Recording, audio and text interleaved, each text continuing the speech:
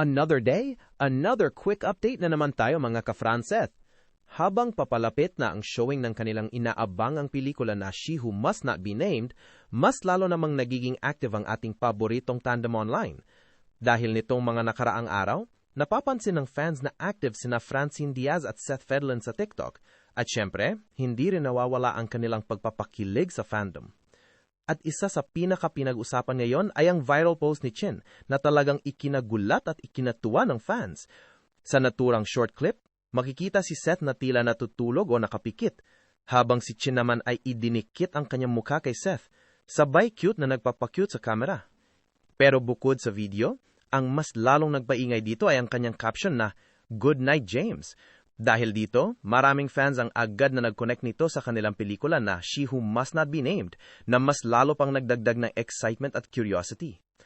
At syempre, hindi rin nagpahuli ang dalawa sa kulitan sa comment section, dahil nag-comment si Seth ng "Hindi kita kilala", na agad namang sinagot ni Chin ng angry react.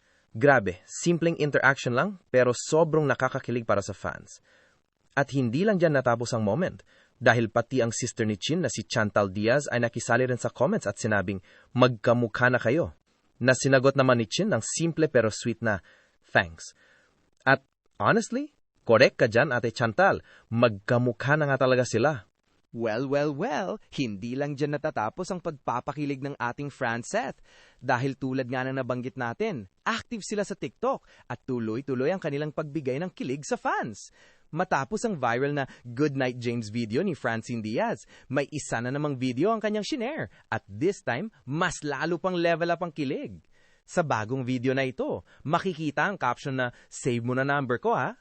Sa una, akalain mong may ipapakitang kakaiba si Chin. Parang may sasabihin, tapos parang may concern naman sa gilid.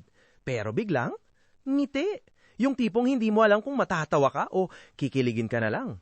At doon na nga pumasok ang natural nilang chemistry. Walang pilit, walang arte, pure harutan lang.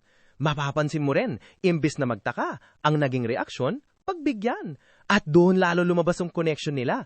Yung tipong kahit simpleng trend, nagiging special kapag sila ang gumawa.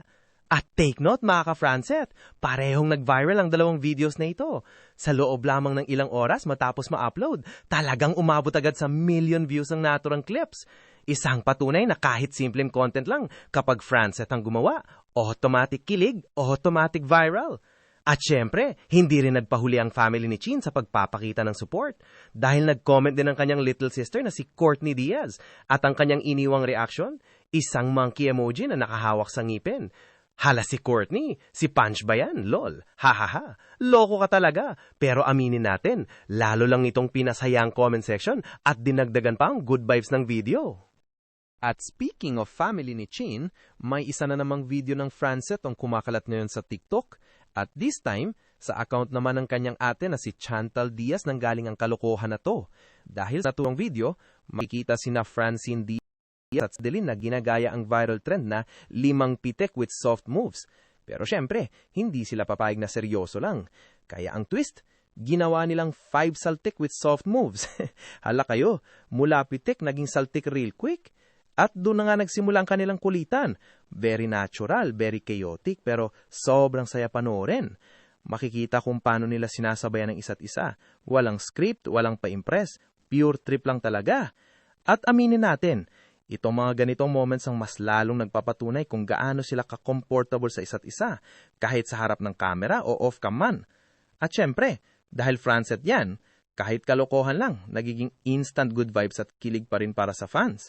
Porque dahil dyan, meron kang 5 pitik with soft moves.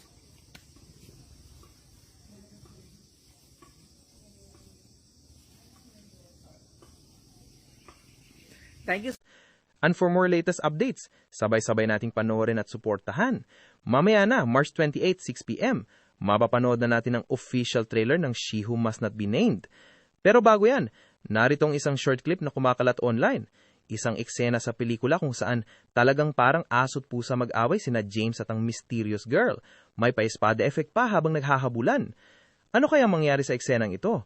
Well, abangan natin.